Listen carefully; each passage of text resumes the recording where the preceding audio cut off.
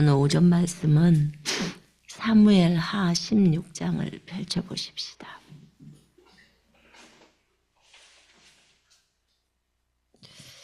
(16장)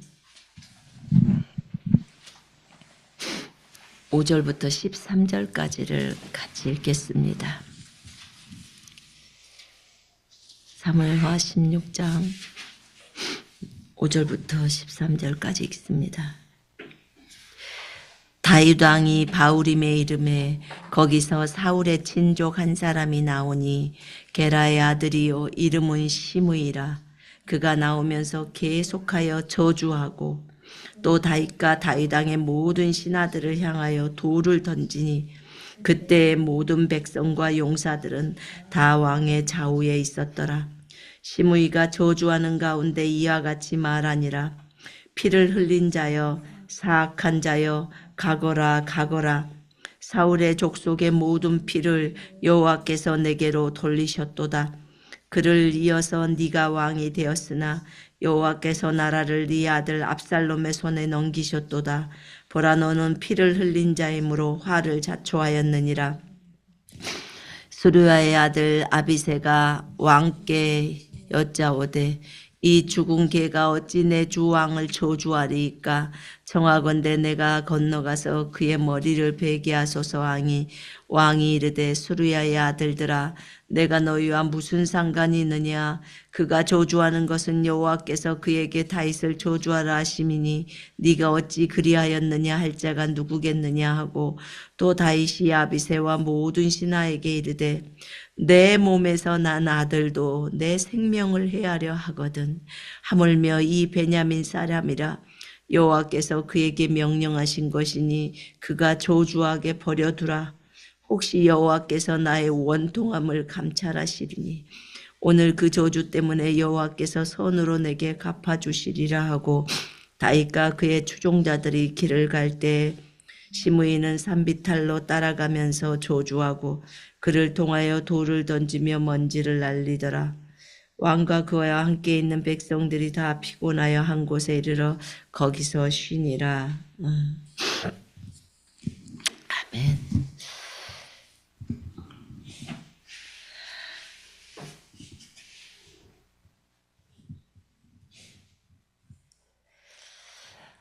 오늘은 범사의 주를 인정하는 다윗에 대해서 여러분과 나누기를 원합니다.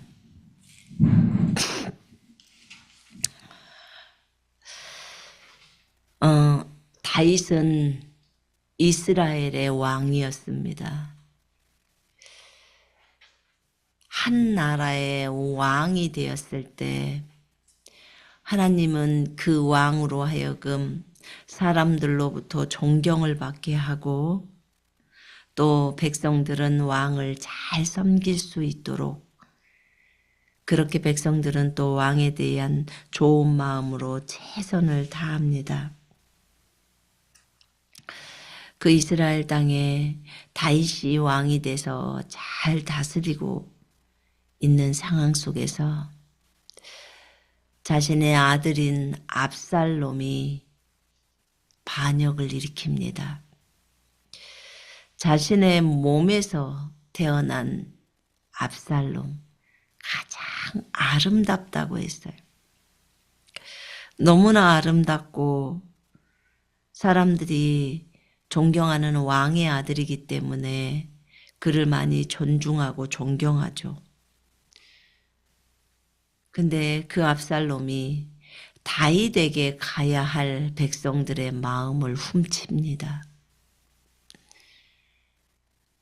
그가 다윗에게 재판을 받으러 오는 사람들에게 내가 왕이 되었더라면 당신들의 재판을 잘 해결해 주었을 텐데 라는 그런 말들을 흘리면서 그 재판하러 오는 사람들의 손에 입 맞추고 그러면서 그 재판하러 오는 사람들의 마음이 다윗에게서 압살롬으로 향할 수 있도록 합니다. 그 아버지께로 가야 할 마음을 훔친 것입니다. 이것을 하나님께서는 그것을 죄라고 말씀하시죠. 그런데 압살롬이 그렇게 하면서 결국 왕의 자리를 노린 거예요. 아주 악한 마음을 가지고 한 것이지요. 근데 그 압살롬이 자기 아버지 다윗의 자리를 노려서 반역을 일으킵니다. 거기에 같이 동조한 무리가 아히도벨이죠. 그 다윗 왕의 그 책략, 좋은 아이디어를 내는 그런 사람이었습니다. 그런 부하였죠.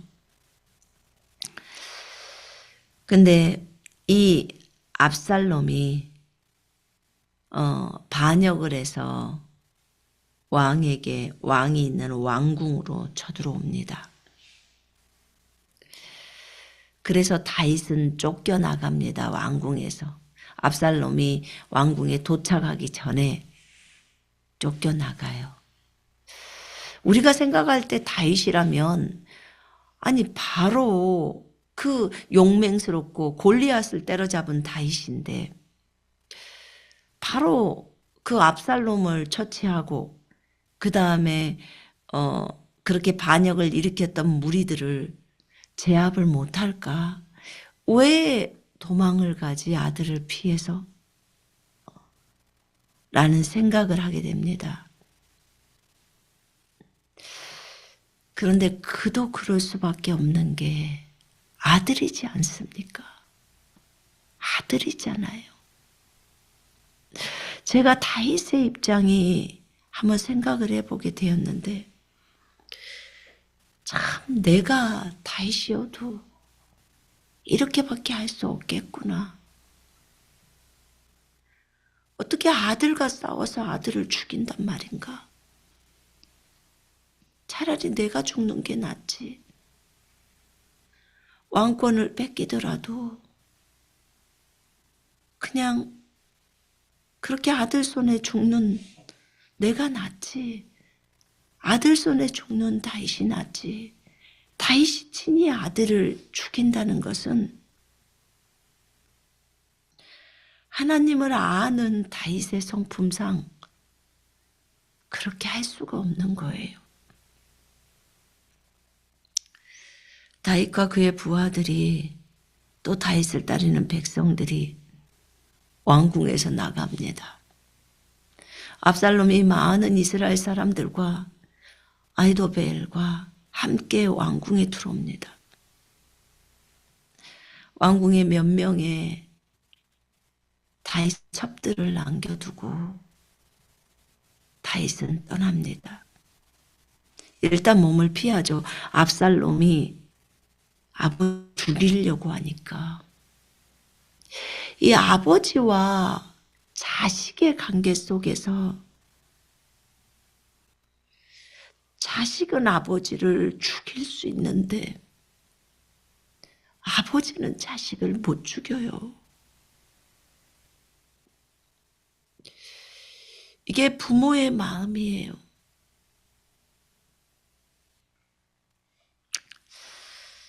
그런데 어쨌든 자식인 압살롬이 아버지를 대항해서 일어나서 왕궁으로 아버지를 죽이기 위해서 자신과 한편인 백성들, 다윗의 백성들이었죠. 그들의 마음을 도둑질해서 압살롬 편이 되게 만들고 그리고 왕을 죽이려고 왕궁으로 돌진합니다. 그 소식을 들은 다윗이 일단 도망을 갑니다. 그 도망가는 가운데 사울의 집안 중에 하나였던 한 사람 시므이라는 사람이 있었어요. 그 사람이 그 다윗이 요단을 건너기 전에 도망가는 그 비탈길로 오면서 다윗을 저주합니다. 감히 왕인 다윗을 저주하지 못하다가 이제 압살롬이 승리한 것처럼 다윗이 왕궁에서 쫓겨가니까 이제 왕으로서 끝난 줄 알고 이제 저주를 퍼붓기 시작합니다. 그가 말을 하죠. 이 피를 흘린 자야, 이 사악한 자야, 이 벨리알의 자식아, 너 가거라 라고 합니다. 그러면서 다윗 왕과 그의 모든 종들을 향해서 돌을 던집니다. 그때 용사들이 다윗의 오른편과 왼편에 딱 보호를 하죠. 왕이 돌을 맞지 않도록. 이렇게 시므이가 저주를 합니다. 정말 왕으로서 들어서는 안 될 그런 엄청난 저주를 쏟아붓습니다. 그때 네가 사울에게 뺏은 그 왕국을 네 아들 압살롬에게 하나님이 주셨어, 여호와께서 주셨어 라고 하면서 그렇게 말을 하죠. 너는 피를 흘린 거야. 너는 사울을 죽인 거야. 쉽게 이런 말을 하는 거예요. 사울의 왕국을 뺏었다는 거죠. 자기가 사울의 집안 사람이기 때문에. 그랬을 때 아비새가 얘기합니다. 다윗의 신하죠. 저 사람을 제가 가서 죽이겠나이다. 저 죽은 개만도 못한 자가 왜 왕을 저주하나이까. 그때 다윗이 이런 말을 합니다. 여호와께서 그에게 다윗을 저주하라고 했기 때문에 그가 한 것이 아니냐. 너희는 가만히 있어라. 내 몸에서 나온 내 자식도 나의 생명을 노리고 나를 죽이려고 하고 있는데 하물며 이 베냐민 사람이냐? 나를 더 얼마나 더 저주하고 그렇게 하겠냐? 내버려둬라. 그로 하여금 나를 저주하게 내버려둬라. 이는 여호와께서 그에게 명하셨음이니 여호와가 혹시 나의 고난을 살펴보시고 오늘의 그의 저주 때문에 오히려 나를 여호와께서 선으로 내게 갚아주실지 어떻게 하냐? 이렇게 말을 해요. 그 시므이가 계속해서 저주하고 계속해서 돌을 던지고 흙을 집어서 다윗에게 뿌리고 그렇습니다. 너는 이제 죽음이야. 너는 흙으로 돌아가야 돼. 너는 흙 속에 묻히게 될 거야. 그런 의미가 있는 거지요. 이런 모습을 볼 때 참 다윗은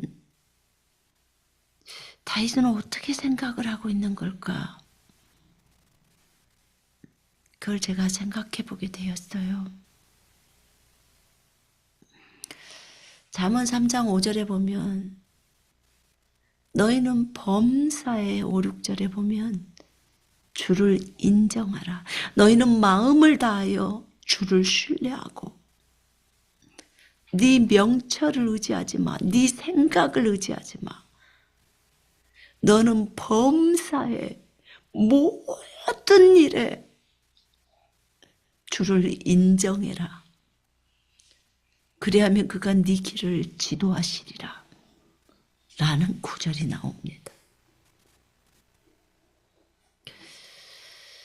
다윗은 이 구절에 참 참으로 신실했구나. 마음을 다해서 주를 신뢰했고 자신의 생각을 의지하지 않았고 모든 일에 주를 인정했구나.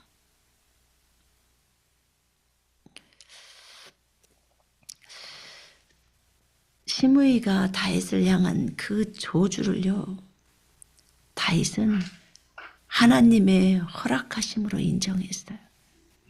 하나님이 저에게 이것을 주지 않으면 그는 나를 이렇게 할 수 없어. 이건 하나님의 허락하심이야.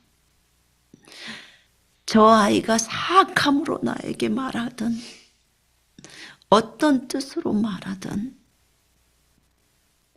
하나님이 허락이 없이는 입도 뻥끗할 수 없고 하나님의 허락이 없이는 발로 걸을 수도 없고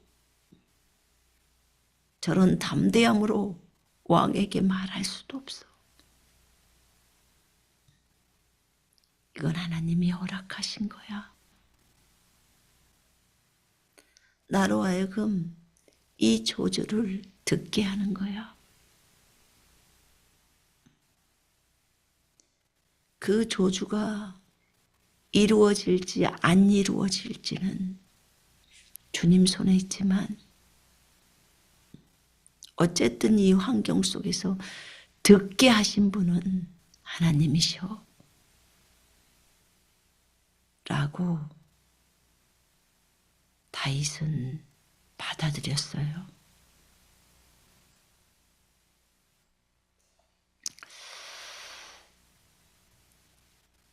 여러분, 저는 다윗을 보면서 어떻게 이렇게 하나님을 절대적으로 신뢰를 할까? 어떻게 이렇게 하나님을 원망하지 않고 하나님을 이토록 신뢰를 할까?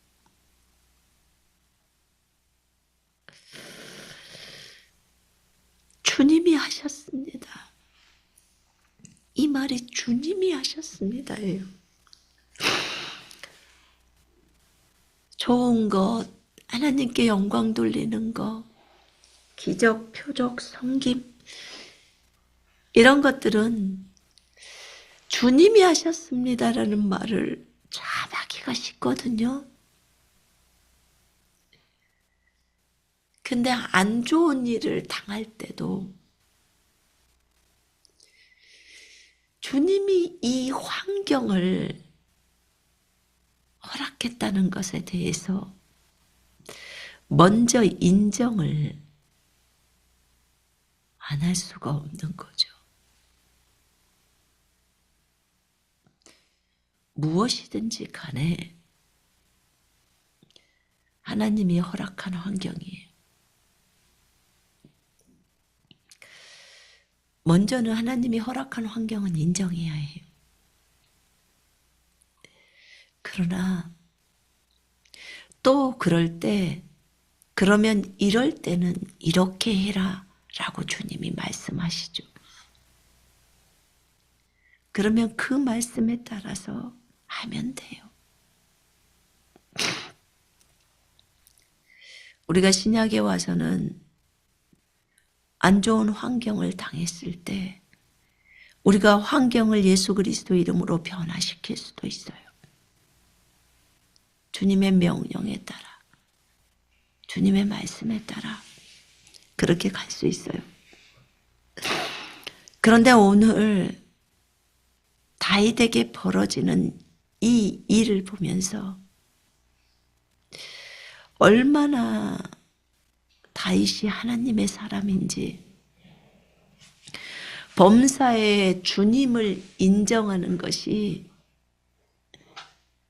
얼마나 높은 수준의 메시지인지 다시 보게 됩니다.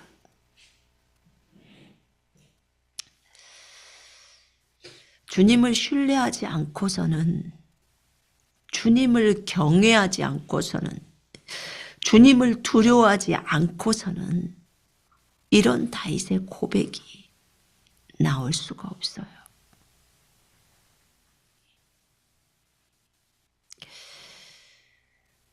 하나님은 다윗이 어떻게 시므이를 처리하는지를 그 다윗의 반응과 태도를 보고 싶어 하셨어요.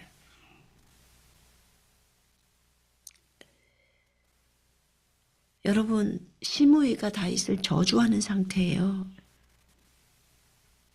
한 백성이 왕을 저주한단 말이에요.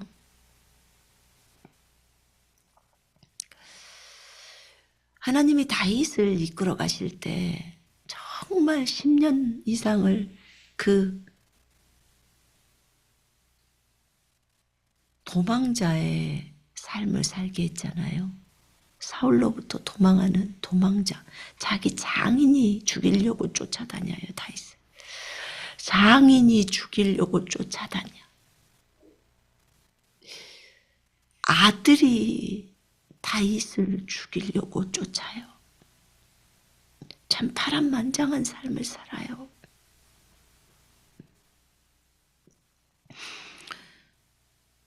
그런데 장인이 다윗을 죽이려고 쫓아다닐 때 하나님께서 그 장인에게 손을 못 대게 해요.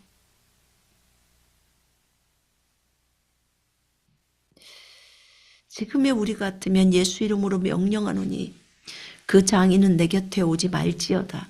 또는 예수 이름으로 명령하노니 나를 해하려고 하는 어떤 것도 내가 해를 당할 수 없기 때문에 그 장인은 일찍 죽을지어다. 또는 스스로 죽을지어다. 라고 할 수도 있겠죠. 더 성숙한 사람이라면 그렇게 선포하지는 않겠죠.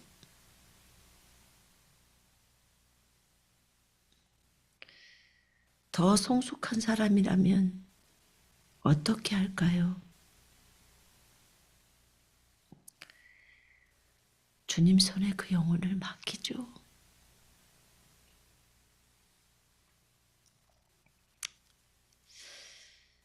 주님은 다윗을 그렇게 인도해 오셨어요. 이스라엘을 통일해서 왕이 되게 만들고 주님의 마음에 합한 자예요. 주님의 마음과 하나라는 거예요. 그럼 육신의 생각이 없는 상태에서 하나님의 마음을 다 받아들였다는 거죠. 그 정도로 주님과 연합되어 있는 사람. 성경에서 다윗 외에는 그렇게 표현한 인물이 없어요. 내 마음에 합한 자. 너무나 많은 예수 그리스도의 예표나 예수 그리스도에 관한 내용들을 시편을 통해서 다윗에게 주님을 알려주시고 그렇게 친밀하게 교제하는 그 다윗. 그 다윗을 하나님이 정말 많은 어려운 가운데로 인도하셨어요. 10년의 도망자의 삶이 얼마나 힘들었으면 다윗이 인구조사했을 때 잘못했단 말이에요. 그때 3가지 중에서 한 가지의 벌을 선택하라고 할 때 그 중에 하나가 3개월 동안 도망자 할래? 라고 했을 때 다윗은 노, 안 합니다. 저 그건 안 할게. 10년의 도망자의 삶을 살아봐서 그게 얼마나 힘들다는 걸 아는 거예요. 근데 3개월의 도망자 신세도 못하겠다고 하는데 10년을 그렇게 산다고 생각을 해보세요. 하나님의 기름 부음 받은 자기 때문에 손대지 말라고 주님은 죽이지 말라고 말하면서 그쪽에서는 계속 쫓아오도록. 어떻게 사울이 쫓아오는 것이 하나님의 허락하심인가요? 네, 허락이에요.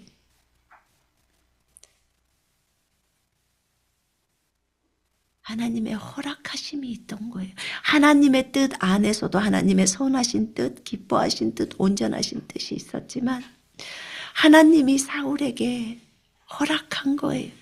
물론 사울이 그 악한 마음으로 그렇게 했어요. 그렇지만 여러분, 우리가 마태복음에서 보죠. 하나님의 허락하심 없이는 우리의 머리카락 하나도 떨어지지 않습니다. 하나님의 허락하심이 없이는 어떤 사람도 우리를 핍박할 수 없어요. 근데 우리가 복음 전하다 보면 핍박하잖아요. 그죠? 하나님의 허락이 있는 거예요. 다윗은 그걸 인정했던 겁니다. 다윗은 시므이를 대항해서 서지 않았어요. 시므이를 그 자리에서 죽이지도 않았어요. 부활을 시켜서. 충분히 왕이니까 죽일 수 있어요. 근데 죽이지 않았어요. 자기를 저주하고 돌로 치는 시므이를 죽이지 않았어요.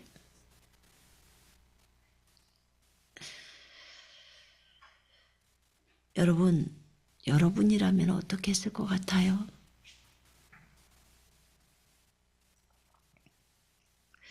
예수 이름으로 시므이를 저주하고 아비새처럼 가서 시므이를 쳐서 죽일까요? 아니면 그를 주님 손에 맡기고 주님께서 처리해 주시기를 구할까요?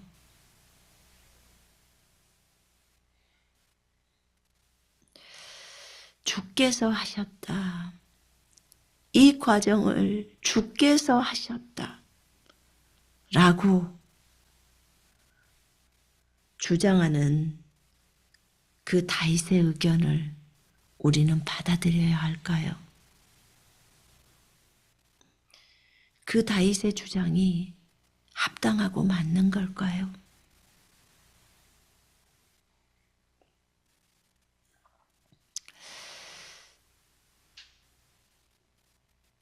여러분,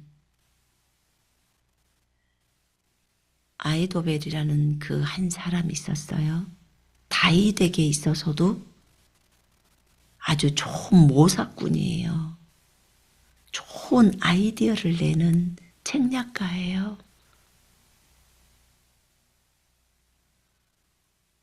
그 아이도벨이 압살롬 편에 딱 섰어요. 그리고 그가 왕궁으로 들어와서 이제 왕이라고 자기들이 세운 왕이죠. 압살롬에게 말을 합니다. 당신이 당신의 왕인 아버지에게 미움을 받는다는 것을 이 백성들에게 알게 해서 백성들의 마음이 단합하게 해야 된다고. 참 악한 계략이죠. 그래서 다윗의 부인 10명이 이 왕궁에 남아있는데 그 부인과 동침을 하라고, 성관계를 가지라고. 아버지의 하체를 드러내는 것은 율법에서 금한 일이고 그렇게 되면 죽어야 하는 거예요.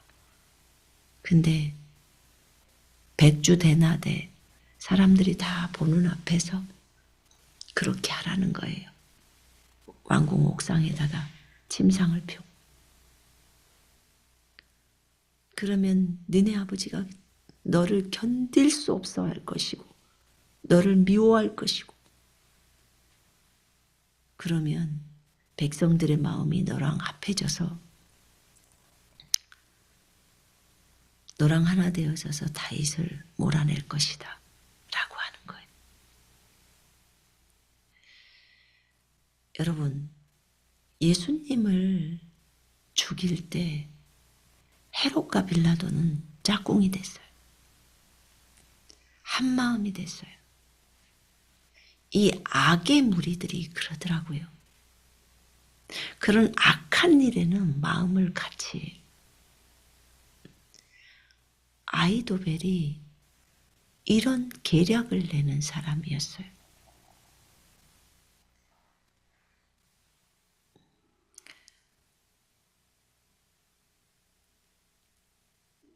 이런 아히도벨, 이 악한 자의 말을 듣고 있는 압살롬, 이게 왜 다윗의 귀에 안 들어갔겠습니까? 자기의 신하였던 자가 자신을 배반하죠. 다윗을 배반합니다. 참 다윗은 배반을 많이 당한 것 같아요. 배신을 많이 당한 거예요. 그런 마음의 상태에서도 다윗은 어떻게 했을까?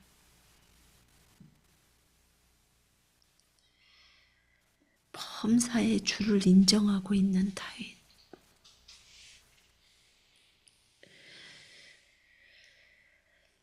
제가 요셉을 한번 생각을 해봤어요.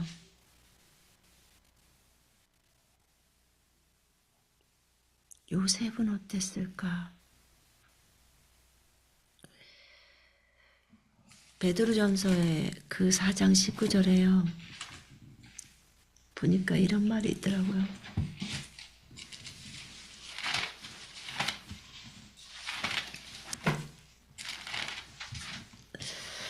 그러므로 하나님의 뜻에 따라 고난을 받는 사람들은 선을 행하면서 신실하신 창조주께 그들의 혼을 지키도록 맡길지어다.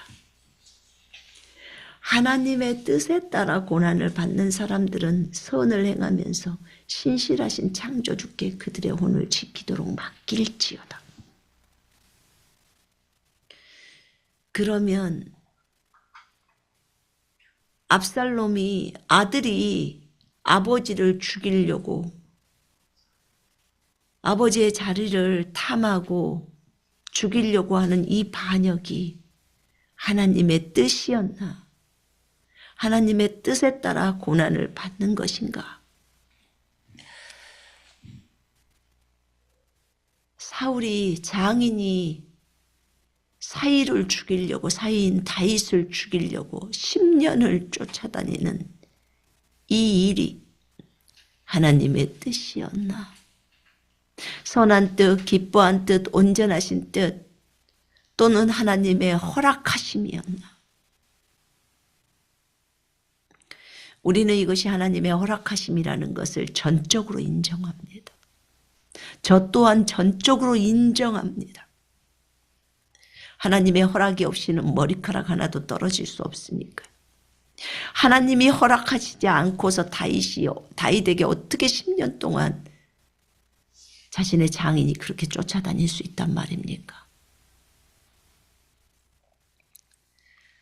하나님의 뜻에 따라 고난을 받는 사람들은 선을 행하면서 신실하신 창조주께 그들의 혼을 지키도록 맡기라는 거예요.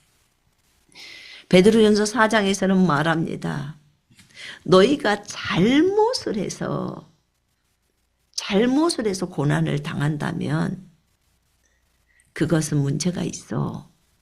그러나 잘못하지 않았는데도 장인이 쫓아다니고 죽이려고 쫓아다니고 지금 다윗이 시므이한테 잘못을 해서 시므이가 저주합니까? 그게 아니잖아요. 어찌 됐건 하나님의 뜻에 따라 고난을 받고 있는 거예요.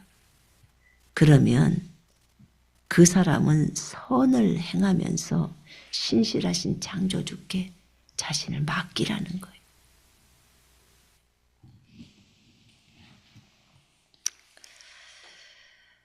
다윗은 이 베드로전서 4장 19절을 지킨 사람이에요. 하나님의 말씀을 지키려고 목숨을 건 사람이에요. 우리 같으면 당장에 가서 시므이를 쳐 죽일 수도 있어요. 당장에 가서 그 사울을 쳐서 죽일 수도 있다. 충분히 그럴 수 있는 힘을 갖고 있었던 다윗이. 그런데 죽이지를 않아요. 몇 차례를 살려줘요. 그리고 결국은 다윗이 깨닫고 돌아가게 만들어요.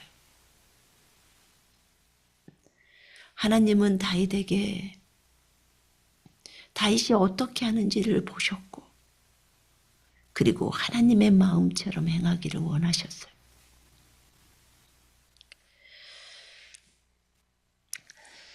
요셉을 보게 됐어요.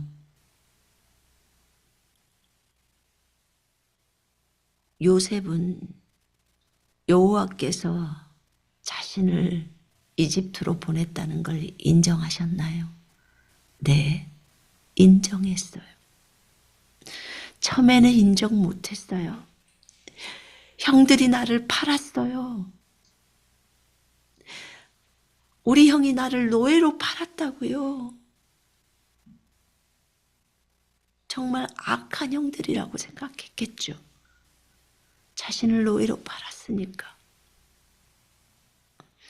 마귀가 형들을 선동해서 나를 팔았어요. 라고 말할 수 있어요. 2차적으로는 아주 악하죠, 마귀가.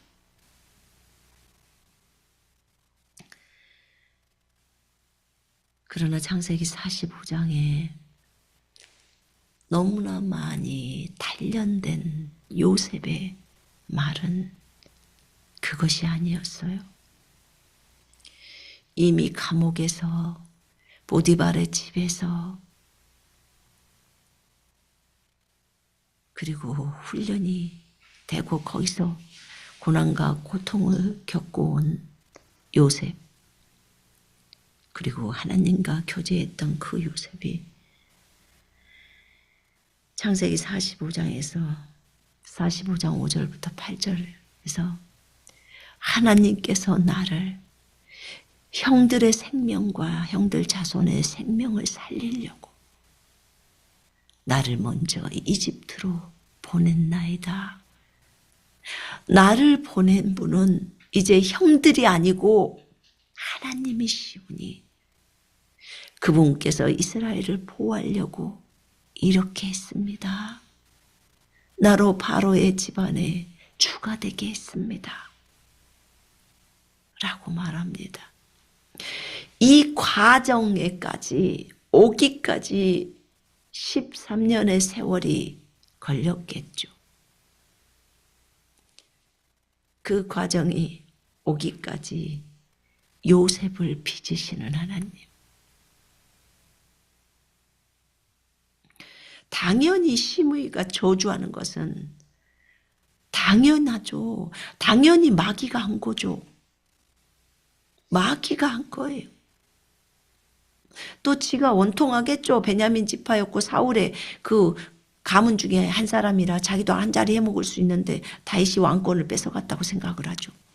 하나님이 다윗에게 왕권을 줬는데 하나님이 주신 그것을 인정하지 못하는 거예요.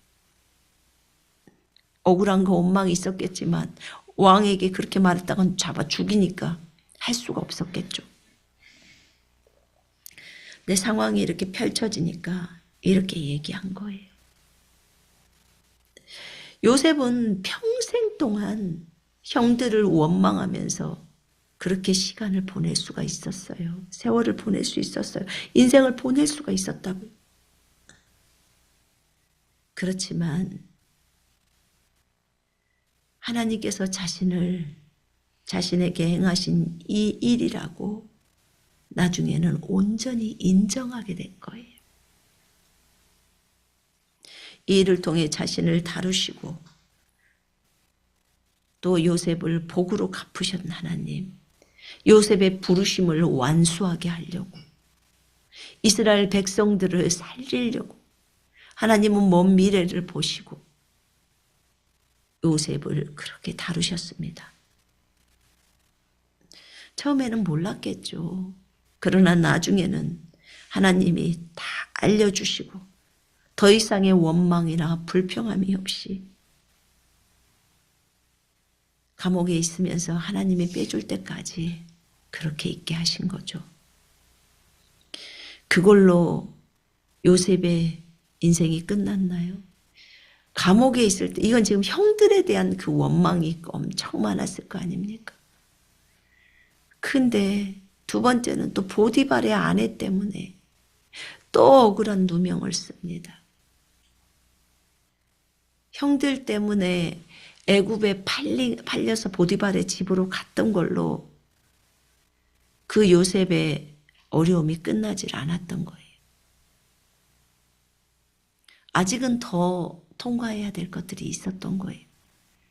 그래서 보디발의 아내가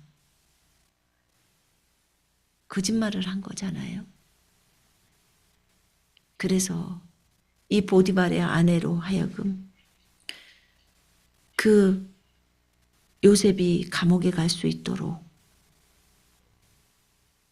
유혹하고 하는 거 다 사탄이 사실은 사탄이 하는 거예요. 마귀가 하는 거죠. 그런데 그게 허락된 거예요. 그래서 그 악한 짓을 그 아내가 하려고 했지만 그걸 거절했죠. 요셉은. 당연히 하나님 두려워해서 거절했죠.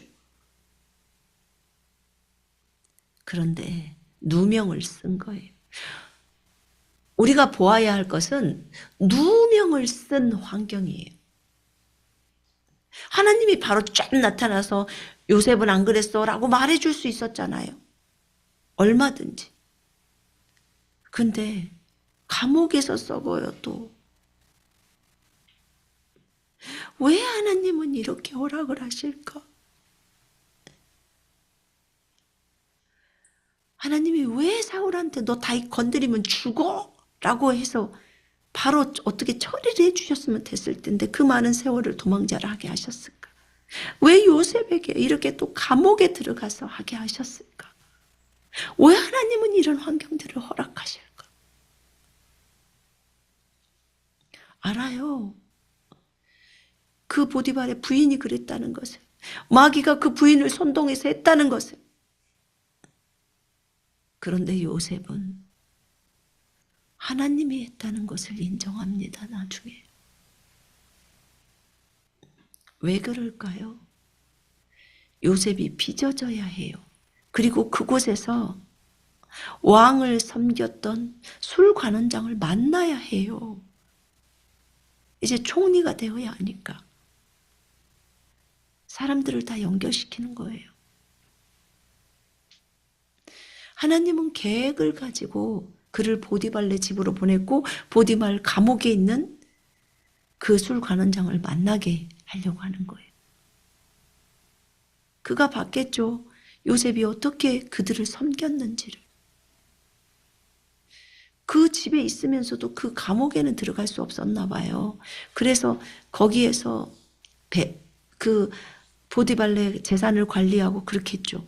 근데 나중에 누명을 쓰고 감옥에 들어가니까 비로소 이 죄수들을 만난 거예요.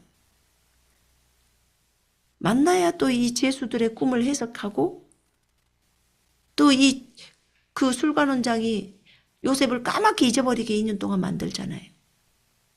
기억 상실되게 만드는 거예요. 이걸 하나님의 섭리가 아니라고 말할 수가 없어요. 자기를 복직시킬 수 있도록 그 꿈 해석을 해준 사람을 어떻게 잊어버릴 수 있어요? 근데 까맣게 잊어요. 비로소 나중에 요셉이 다 통과되었을 때 그때서 그 생각이 나게 하는 거예요.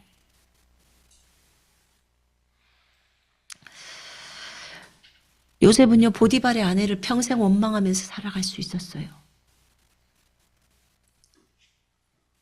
그렇지만 그는 하나님의 주권을 인정했어요.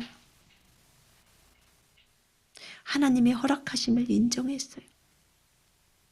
그리고 감옥에서 나왔어요. 총리가 되었어요. 하나님께서 하신 거예요. 자, 이걸 보면요. 요셉의 삶을 볼 때 형들을 원망해. 다윗의 삶을 볼 때 장인을 원망하고, 그렇죠? 아들을 원망할 수 있고, 다 그런 과정들이 할 수 있어요. 그런데 이들은 그렇게 안 했어요. 이들은 주님 손에 맡겼어요. 여러분, 나중에 결과들을 한번 보면 알아요. 요셉을 그렇게 어렵게 했던 형들, 결과가 어땠나요? 중간 과정 속에서 유다가 요셉 팔았어요. 우리 죽이지 말고 요셉을 그냥 동생이니까 팝시다. 그렇게 한 거예요. 살려준 것만 해도 고맙죠. 근데 유다가 팔았단 말이에요. 근데 갑자기 요셉 팔고 나서 유다 얘기가 바로 그 뒷장에 끼어들듯이 나와요. 그의 첫 번째 아들이 죽어요. 엘이. 누가 죽였다고 나오냐면 주님이 여호와께서 죽이셨더라라고 나와요. 그의 행위가 사악해서 죽였다고 나와요. 그래서 그가 결혼하고 나서 부인으로 다말을 그 유다가 얻어줬거든요. 근데 아기 없이 죽었어요. 어쨌든 주님은 그가 사악하다고 얘기했어요. 그래서 여호와께서 죽이셨다는 거예요. 두 번째 아들 오난이라는 아들이 있어요. 그럼 네가 형수한테 들어가서 네 형의 씨를 이어라 라고 했을 때 그는 자기 씨가 되지 않는다는 것을 알고 형수에게 씨를 주지 않았던 거예요. 그의 행동이 주님 보실 때 사악해서 주님이 그도 죽이십니다. 여호와가 죽이셨다고 나와요. 두 아들이 죽어요. 그리고 나중에는 며느리인 다말하고 다말이 창녀인 줄 알고 그녀에게 들어갔다가 나중에 보니까 임신했다고 해서 그 여자를 죽이려고 보니까 자기 며느리인 거예요. 그리고 자기가 같이 동침했던 여인이 자기의 며느리였던 거예요. 마지막에 자기 세 번째 아들을 그 아들을 다말에게 주지 않으니까 다말이 그렇게 했던 거예요. 참 불행하죠. 그 가족. 요셉을 팔았던 그 형들의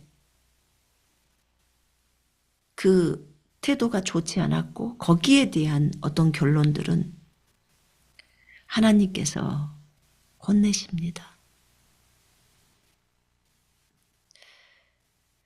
하나님께서 그런 환경이나 그런 허락하심이 있다고 해서 우리가 악의 도구로 사용되어져서는 안 돼요. 그죠? 우리는 언제든지 선의 도구가 되어야 해요. 근데 이 형들은 악의 도구로 쓰임을 받았어요. 왜 그랬을까요? 질투심 때문에. 요셉이 꿈을 꿨고 요셉이 왕이 되는 그런 꿈이 있었기 때문에 그런 얘기를 하니까 화가 나고 속상했어요. 물론 요셉도 잘난 척을 하느라고 그런 말들을 했고 그렇지만 그것은 하나님으로부터 온 꿈이었어요. 요셉의 부르심이었어요. 요셉이 조금만 겸손했더라면 그런 말을 부모님들한테만 했더라면 형들이 그렇게 질투를 많이 느끼지는 않았을 텐데 또 아버지가 그렇게 요셉을 그렇게 편애를 했잖아요. 그래서 요셉은 미움을 많이 받았어요. 쟤를 죽여가지고 그 꿈이 어떻게 이루어지는지 보자. 하나님이 그 꿈을 주셨다고 하지만 그 꿈이 이루어지겠냐? 라고 하는 거예요. 그러니까 사실은 요셉을 죽이려고 하는 것은 하나님께 반기를 드는 거예요. 하나님이 주신 그 부르심이 뭐 이루어지겠어? 라고 하는 하나님의 계획을 말살하려고 하는 거예요. 근데 하나님은 그것을 못하게 막으신 거예요. 죽이지 못하도록. 그 마음을 막은 거예요. 왜냐하면 고레스의 마음을 감동시켜서 이스라엘 백성들을 다 포로에서 풀어주게 하잖아요. 여호사밧이 전쟁터에 나갔을 때 적군이 여호사밧을 죽이려고 했어요. 그가 아합을 돕기 위해서 나갔죠. 사실 전쟁에 참여하면 안 되는데 친인척 관계이기 때문에 나갔단 말이에요. 근데 아합을 죽이려고 그쪽 적군 편에서 여호사밧이 아합인 줄 알고 왕복을 입고 나갔으니까 그를 죽이려고 했을 때 여호사밧이 소리를 지르니까 하나님께서 그 적군의 마음을 감동시킵니다. 그래서 여호사밧을 못 죽이게 만들어요. 그럼 전쟁은 누구께 속해 있어요? 여호와께. 모든 이 세상의 삶의 모든 주관자가 여호와시라는 거예요. 우리는 이것을 철저하게 알아야 돼요. 그 여호와께서 여러분과 제 속에 지금 들어와 계십니다. 영으로 들어와 계세요. 요셉은 이걸 배웠어요. 유다나 형들의 삶이 그렇게 좋은 삶이 안 돼요. 왜냐하면 동생을 그렇게 했기 때문에. 하나님의 계획을 막으려고 그렇게 했기 때문에. 그건 하나님의 계획을 막으려고 했던 것. 하나님에게 도전장을 냈던 거예요. 우리는 굉장히 작은 일이라고 생각을 하고 그 일을 합니다. 그런데 때로는 그 일이 진짜로 하나님의 계획을 막을 수도 있다는 거예요. 정말 이거 심각하게 생각을 해야 되는 거예요. 요셉을 향한 하나님의 계획을 막는 역할을 형들이 했던 거예요. 그건 하나님에 대한 도전이었어요. 정말 무서운 거죠. 두 아들이 죽어요.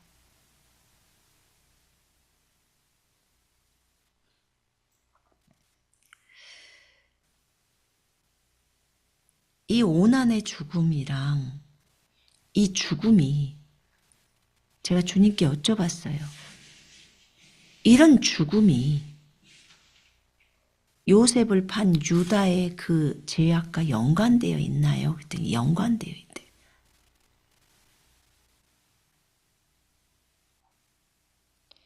요셉에게 유다가 그렇게 행했잖아요. 근데 유다가 요셉을 팔았는데 그 다말에게서 들어가서 이런 모든 상황들이요 다 연관이 되어 있대요.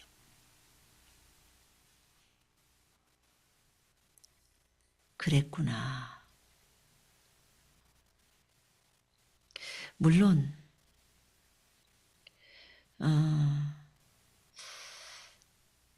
자신을 사악하게 팔았던 그 형들 그들을 다 요셉은 용서를 했어요. 하나님 만지셔서. 그렇지만 하나님은 요셉을 팔았던 그 형들의 죄를 심판하셔야 하는 거예요. 요셉은 여호와께서 나를 보내셨어. 여호와께서 하셨어. 주께서 하셨습니다. 주님이 하셨습니다. 주님이 나를 보내셨습니다. 이집트로 보내셨습니다. 라고 인정합니다.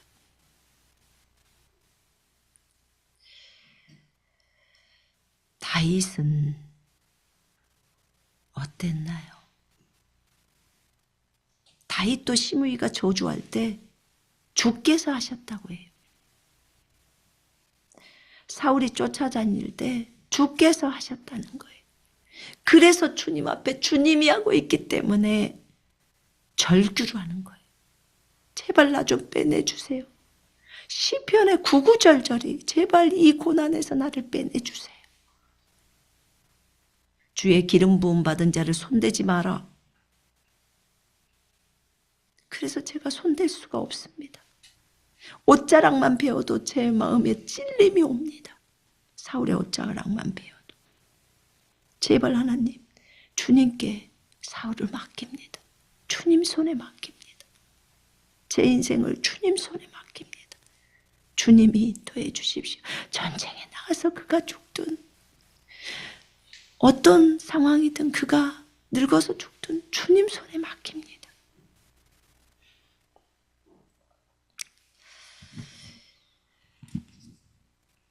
주님은요, 이것 때문에 시므이를 오히려 다윗이 죽이지 않고 저주하지 않고 주님이 시므이를 통해서 그렇게 했다는 것을 인정하고 주님의 허락하심이라는 것을 인정한 것 때문에 그리고 그를 죽이지 않고 그렇게 처리하지 않는 다윗의 그 모습, 그것 때문에 하나님은 아이도벨의 그 계략을 무산시켜버려요. 아이도벨이 어떤 계략을 냈냐면 나에게 지금 12,000명을 주세요. 왕에게 이런 말을 합니다. 압살롬에게. 나에게 12,000명을 주세요. 그러면 내가 오늘 밤에 가서 당신 아버지 다윗이 너무 지금 피곤하고 힘들고 연약해져 있는데 내가 그에게 가서 그를 무섭게 한 다음에 그와 함께한 모든 사람을 제가 칠 거예요. 그러면 백성들이 다 왕에게로 돌아올 것입니다. 하는 거예요. 이 아이도벨의 계략을 보실래요? 아이도벨이 내놓는 계략은 마치 사람이 하나님의 말씀에 물었던 것과 같았으니 다윗에게도 그렇게 했고 압살롬에게도 그렇게 한 것과 같더라. 이렇게 나와 있어요. 이게 무슨 말이냐면 압살롬하고 이스라엘 사람들이요, 이 아이도벨이 이런 계략을 지금 냈잖아요. 자기가 12,000명 데리고 가서 다윗을 죽이겠다. 이 계략이요, 쉽게 말하면 이 계략이 여기 보니까 사람이 하나님의 말씀에 물었던 것과 같다는 거예요.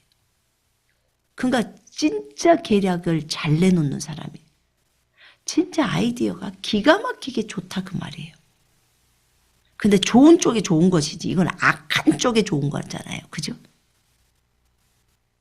근데 이 계략이 꼭 사람이 어떤 것을 하나님께 물었을 때 하나님은 좋은 것들을 많이 내놓으시지만 좋은 것들을 말씀하시지만 하나님의 말씀에 물었던 것과 같았다는 거예요. 그 정도로 계략이 좋았다는 거예요. 다윗한테도 압살롬한테도 그렇게 했다는 거예요. 과거에 다윗을 섬길 때도. 아이도벨의 모든 계략이 그러했대요. 그러면 이렇게 가면 정말 이런 위험에 처할 수가 있는 거예요. 왜냐하면 자기 아들이기 때문에 아들을 대항해서 설 수가 없는 거예요. 아들이 죽는 것을 원하지 않아요. 이게 다윗의 마음이에요. 이건 진짜 주님이 해주시지 않고서는 다윗이 직접 다윗의 손으로 아들을 죽일 수가 없는 거예요. 죽이지 않으면 이 전쟁은 끝나지가 않아요. 그때 아렉인 후세 사람을 부르라고 합니다. 후세. 아렉 사람 후세를 부르라고 해요. 왜냐하면 후세가 고의적으로 다윗이 후세를 파견했어요. 너 압살롬에게 가라. 가서 계략을 내라. 자신을 죽이지 못하도록 계략을 내라는 거예요. 너 우리 아버지 책약사인데 너 왜 여기 왔어? 아, 나 당신 섬기러 왔어요. 이렇게 말하죠. 그리고는 그에게 말을 해요. 그럼 후세 네가 계략을 내봐. 너는 내가 어떻게 했으면 좋겠어? 아이도벨은 이렇게 얘기하는데, 그러니까 후세가 이럽니다. 당신의 아버지 전쟁의 대가예요.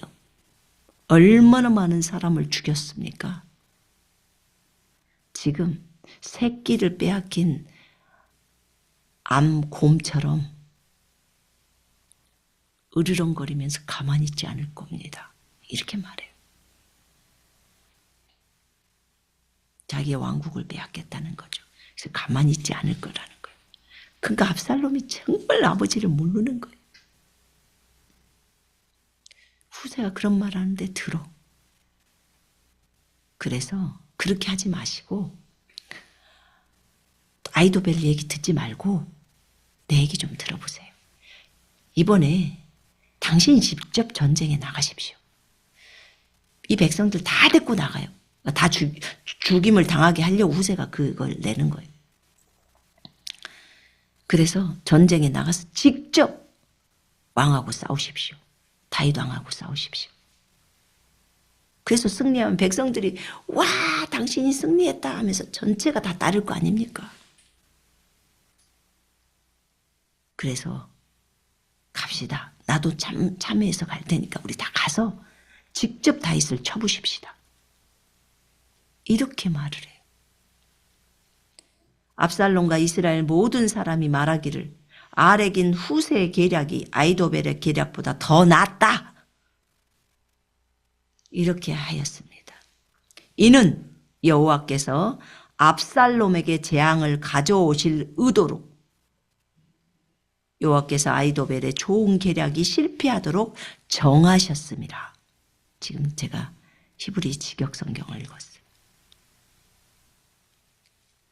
하나님께서 압살롬에게 재앙을 가져오려고 해요.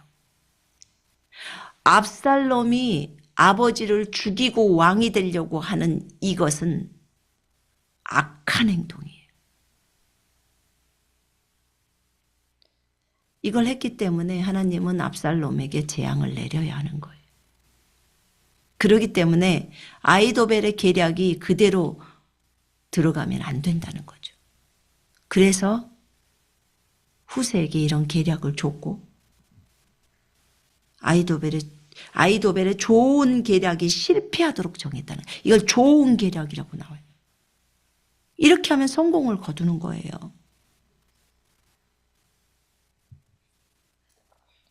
그래서 주님 손에 있다는 거예요. 하나님께서는 이렇게 다윗이 주님의 그 주권을 인정하죠. 범사의 주를 인정하기 때문에 아이도벨의 그 좋은 계략을 무산시키고 후세의 계략을 받아들이게 하십니다.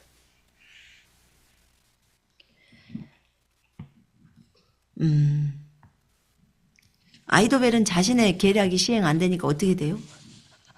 정리하고 인정 못 받았다고 죽어요. 우리는 인정받는 걸 내려놓음을 해야 되는데 아이도벨은 내려놓음이 안 되는 거예요. 이 머리가 똑똑한 사람은 이게 문제예요. 누구로부터 인정받아야만 해요. 근데 인정을 못 받는 것에 대해서 내려놔야 돼요.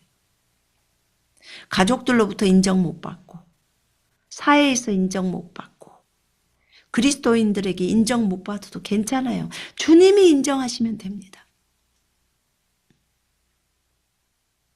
그 인정받는 거 그렇게 중요한 것도 아니에요.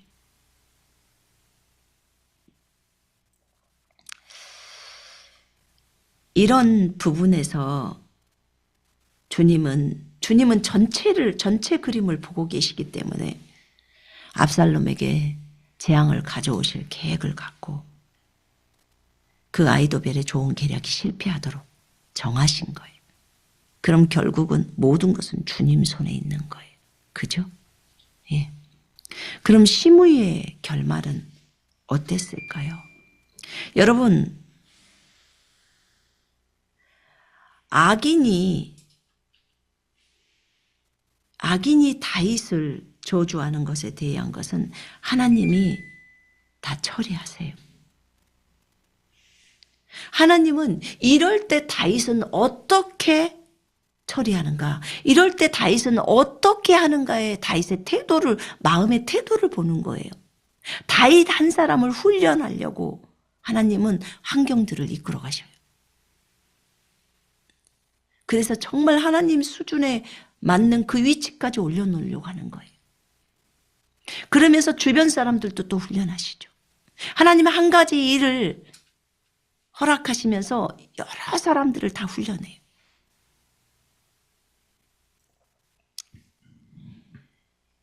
부모를 대적했던 압살롬의 결말을 보십시다.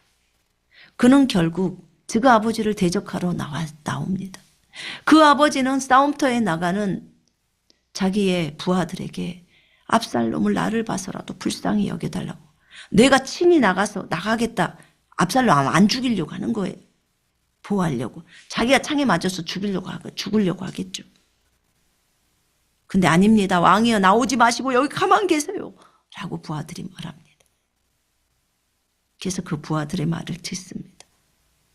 그리고 결국은 지가 상수리 나무 밑으로 노새를 타고 가다가 압살롬이 그 엄청나게 최고의 아름다움이라고 하는 그 머리카락이 상수리 나무에 걸려요.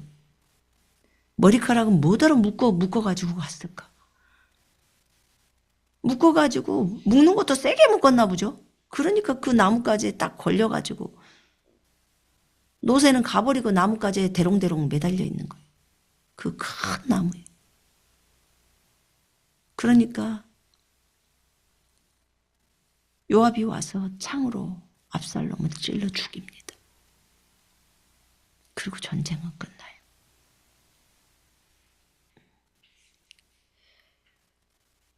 다윗은 그것 때문에 너무너무 속상하면서 웁니다. 내 아들 압살롬아. 그렇게 엉엉 울어요. 자기를 죽이려고 창을 들고 오는 그 아들이 자신이 못 죽고 내가 대신 너를 위해서 죽어야 할 텐데 그런 말을 해요. 얼마나 그 아버지의 마음이 찢어집니까?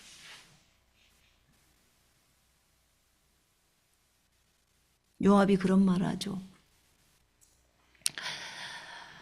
왕이여, 오늘 우리는 너무 속상합니다.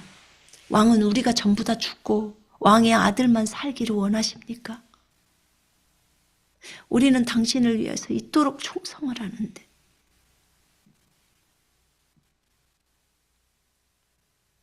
맞죠, 그 말도. 근데 어쨌든 다윗의 아버지의 입장을 한번 헤아려 볼 때는 그렇다 그 말이에요. 압살롬은 부모를 대적한 자예요.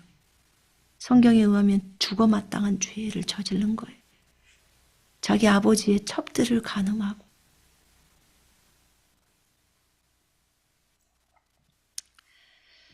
압살롬의 결말이 죽음이에요. 시므이도 다윗에게 저주를 퍼부었던 시므이, 돌을 던지고 흙을 던졌던 시므이. 그의 결말 죽음으로 끝납니다. 이제 시므이가 다윗이 돌아오니까, 전쟁에서 승리해서 돌아오니까 마중 나와요. 잘못했어요. 제가 저주한 거 용서해 주세요 하는 거예요. 다윗이 용서합니다. 그래, 내가 오늘 살인을 저지르지 않을 거야. 그리고 나중에 자신의 아들 솔로몬이 그 시므이를 처형합니다. 너 예루살렘 바깥으로 떠나지 마. 라고 말하는데 지가 약속해놓고 왕의 명령을 지키지 않아요. 그리고 예루살렘 바깥으로 나가요. 그런 일이 있죠. 자기 집에 집 나갔던 종을 잡아오는 거죠. 그러니까 넌 죽어 마땅히 하고 그를 처형합니다. 그의 죽음이에요. 다윗에게 행한 사악함의 결과예요. 시므이가 이렇게 했던 결과.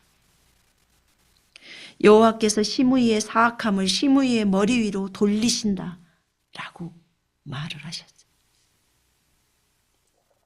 그러니까 악인이 다윗을 저주하는 것에 대한 것이 그 결국이 하나님이 이렇게 처리를 하신다는 거예요. 여러분, 우리가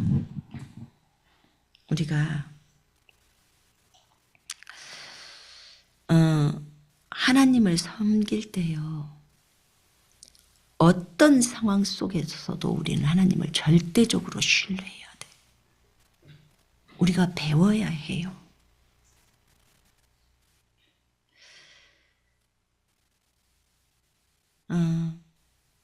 하나님은 여기서 무엇을 보시려고 이렇게 하셨을까? 다윗의 태도를 보는 거예요. 다윗을 훈련하려고 하는 거예요. 하나님 닮게 하려고. 제가 중국 사역을 했을 때 주님이 저에게 말씀하셨던 것 중에 많이 이루어졌지만 안 이루어진 것들이 있었어요. 그 환상 중에 있었던 것 중에. 근데 제가 나중에 다시 중국에 들어가려고 했을 때, 자 이제 추방돼서 나왔잖아요. 그걸 나중에 알았잖아요. 근데 주님이 저한테 그랬어요. 너 이제 중국 들어갈 필요 없어. 왜요? 전 중국 가야 해요. 전 중국을 위해서 죽을 거예요. 중국의 영혼들을 위해서 죽을 거예요. 중국이 저를 쫓아내도 저는 여전히 중국인들을 사랑해요. 그래서 중국 갈 필요가 없다는 거야. 넌 중국에서 나올 때 중국이 너를 추방해도 너는 여전히 중국을 사랑한다고 말했어. 너는 내가 너를 여기까지 훈련을 하려고 했던 이 훈련의 계획을 이미 이루어버렸어. 그러니까 더 이상 가지 않아도 돼. 그럼 하나님께서 그럼 저를 중국에서 이렇게 되게 하신다고 하셨고 이런 사역을 하게 하신다고 하면서 나를 이끌어 오셨는데 거기에 최종 목표가 하나님께서 나를 이만큼의 이런 성품의 사람으로 이렇게 훈련하시려는 하나님의 그 계획을 달성하시려고 하셨던 거예요? 그랬더니 그렇대요. 나는 네가 나를 닮기를 원해. 그 영혼들을 다 품고 그 영혼들이 너를 해코지하고 악하게 너를 내쫓았고 너를 추방을 시켰어. 그런 그를 위해서 너는 그를 사랑해서 죽겠다고 하는 거야. 그게 내 성품이야. 이 땅을 향한 내 성품이었다고. 그걸 너에게 배우게 하려고 너를 중국에 보냈고 그곳에서 너를 훈련했고 이 상황 저 상황을 붙였던 거야. 그것을 알게 되었어요. 하나님도 다윗을요 훈련한 거예요. 물론 다윗이 자기가 밧세바를 간음해서 하나님께서 미리 칼이 네 집에서 끊기지 않겠다고 얘기를 했고요. 너는 이 밧세바를 간음한 사건이 몰래 했고 우리아를 죽였고 그 아내를 빼앗았고 하나밖에 없는 우리아의 아내를 빼앗았기 때문에 너는 이거 몰래 했지만 나는 이 부분을 아예 백주대낮에 이렇게 하겠다는 거예요. 아예 드러내버리겠다는 거예요. 그 말의 결과가 사실은 압살롬의 반역이었어요. 그 다윗의 아내를 간음한 백주대낮에 이스라엘 다 보는 앞에서 그렇게 해버린 거예요. 다윗의 죄악에 대한 심판이었을 수도 있어요. 그러나 하나님의 허락하심이에요. 그 모든 것들이 하나님의 허락하심이에요. 그러나 내가 악의 도구로 쓰임받는 것을 거부했다면 압살롬이 그렇게 될 수는 없죠. 지가 그 자리를 탐했기 때문에 그의 탐심이 작용을 한 거예요. 그러니까 아버지까지 죽이려고 하는 거예요. 자식이 부모를 배반하는 것은 정말 부모가 견딜 수 없는 아픔이에요. 근데 그 과정 속에서 아예 부모가 포기를 하죠. 자식을. 언젠가는 우리 모두가 걷는 길이 아닐까요? 뭐 이런 작은 일, 어떤 작은 일을 통해서 그런 것들을 주님이 경험시키지 않을까요? 근데 다윗은 큰 인물이기 때문에 그랬던 것 같아요.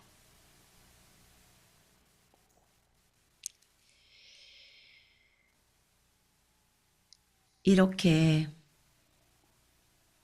하나님의 손 안에서 겸손해지고 있는 다윗이에요. 하나님의 손으로 다 보는 거예요. 그것을. 하나님이 전적으로 이 모든 것들을 쥐고 있어. 하나님, 저 사람, 저 적군을 오늘 물리칠까요? 그래, 내가 저들을 네 손에 붙였다. 오케이. 주님이 내 힘입니다. 나는 주를 의지하고 담장을 넘습니다. 적군을 향해서 돌격합니다. 아주 용감했죠. 용맹했죠.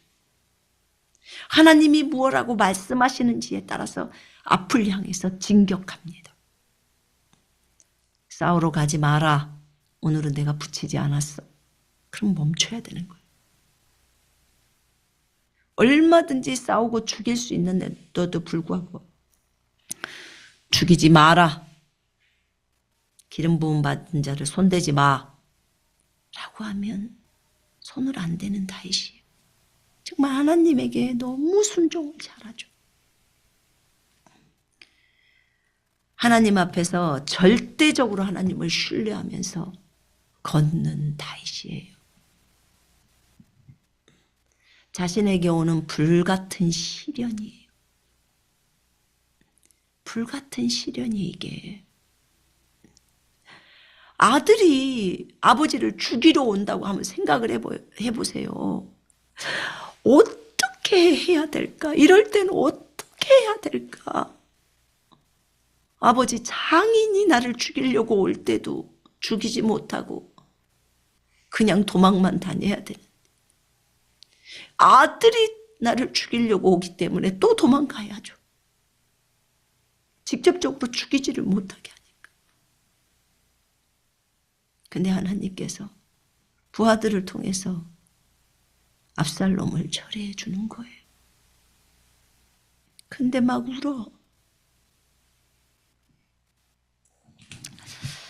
여러분, 요셉에게 자기를 형들이 팔았을 때 그건 불시험이었어요.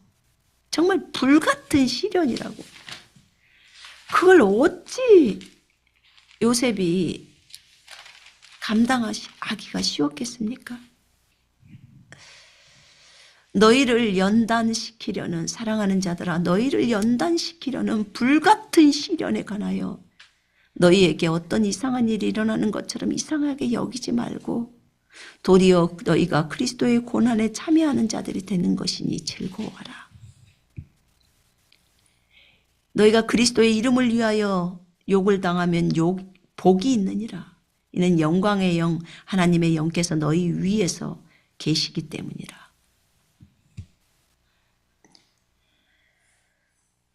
너희가 그리스도인으로서 고난을 당하면 부끄러워하지 말고 오히려 그 일로 인하여 하나님께 영광을 돌리라. 그러므로 하나님의 뜻에 따라 고난을 당하는 사람은 선을 행하면서 신실하신 창조주께 그들의 혼을 맡기라.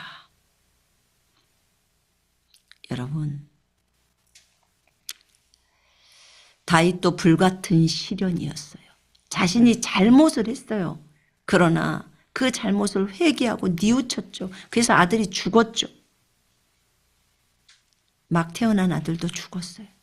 근데 나중에 압살롬이 반역을 일으켜서 중간에 다윗의 부인하고 동침했던 것들이 다윗이 범죄했을 때 나단을 통해서 주님이 말씀하셨던 그 내용이었어요. 그러나 자신의 아들이 자신을 죽인다는 그 내용은 없었어요. 칼이 네 집에서 떠나지 않는다는 것만 있었지. 그런데 이런 것을 통해서 어떤 상황 속에서도 주님만을 의지하고 주님만을 절대적으로 신뢰하는 거예요.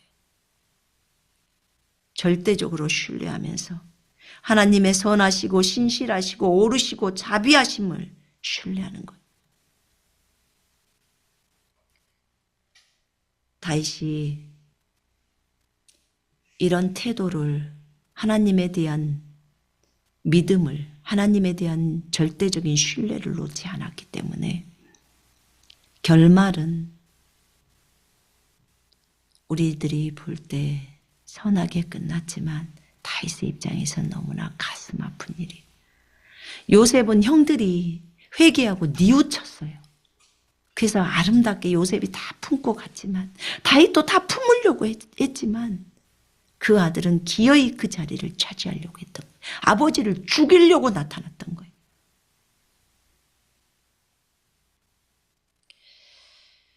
그건 죽이지 않고는 해결함이 없었던 거예요.